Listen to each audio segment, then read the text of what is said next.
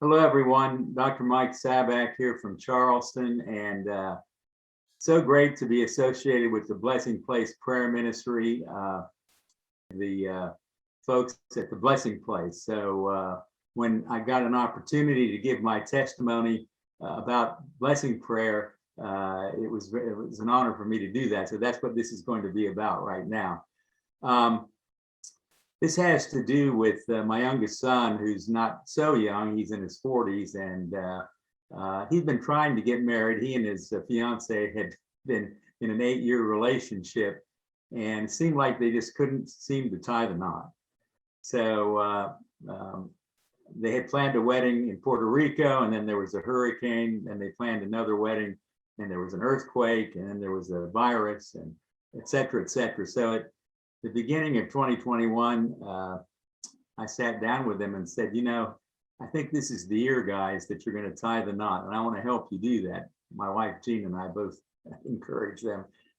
Said, you know that when you're in a covenant relationship such as marriage, that then you could receive the full blessing of God and the full blessing of the community.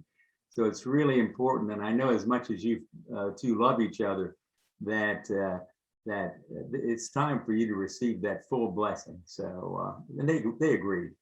So, Gene and I said, we want to make it very easy for you this time, because we don't want any hurricanes, earthquakes, or other calamities to get in the way. So why don't we plan to get married in our home, and you can invite, some of your closest friends and of course, family, and we'll make all the arrangements.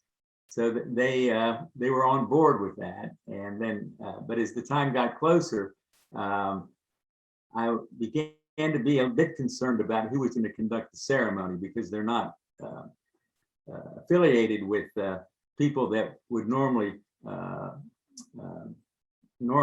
produce a wedding ceremony. So I questioned them about that, and they said, "Well, Dad, we want you to marry us."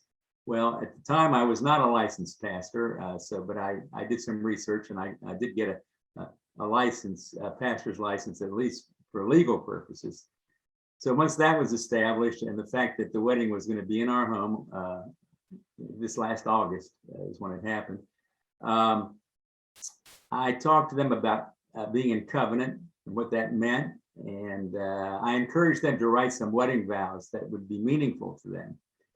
Well, as the time got closer and closer, those vows seemed to get pushed on the back burner, and a lot of other things came to the forefront. So I went ahead and I wrote some wedding vows just as a point of reference, where I thought that we could incorporate some blessing and blessing prayer into those wedding vows.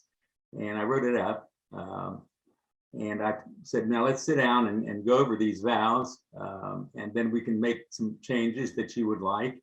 Within limits, and we want the vows to please God, and we want it to be a blessing to you and a blessing to everyone. So, but the day before the wedding, they still hadn't gone over the wedding vows, so we had to sit down, kind of like this time to do it, and we went over the wedding vows, and they said, well, we don't necessarily like this part or that part.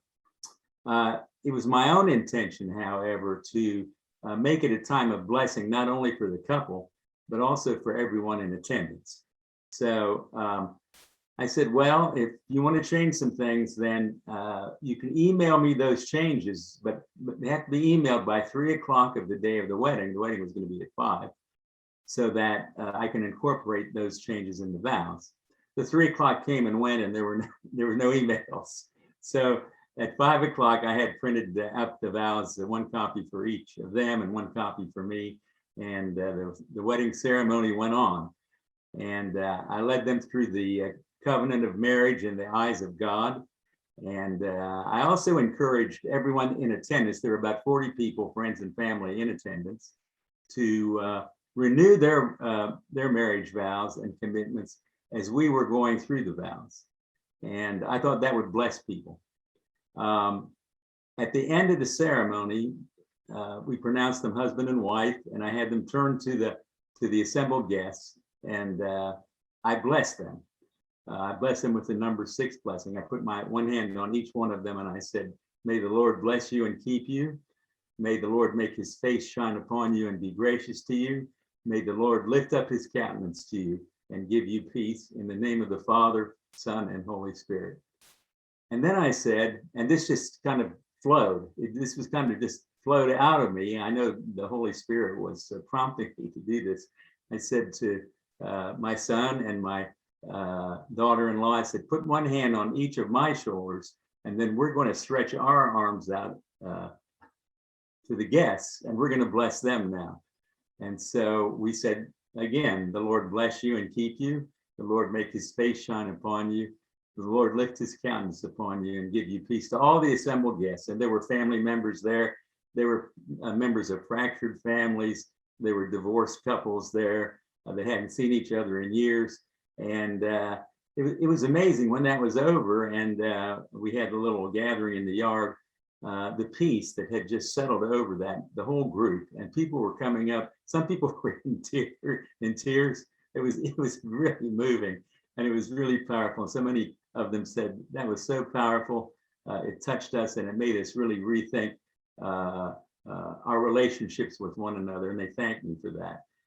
So that's my little testimony about my son's wedding. But I don't think that would have happened if I hadn't had some realization before of what the power of blessing prayer. So I thank the blessing place for helping me along in my blessing ministry.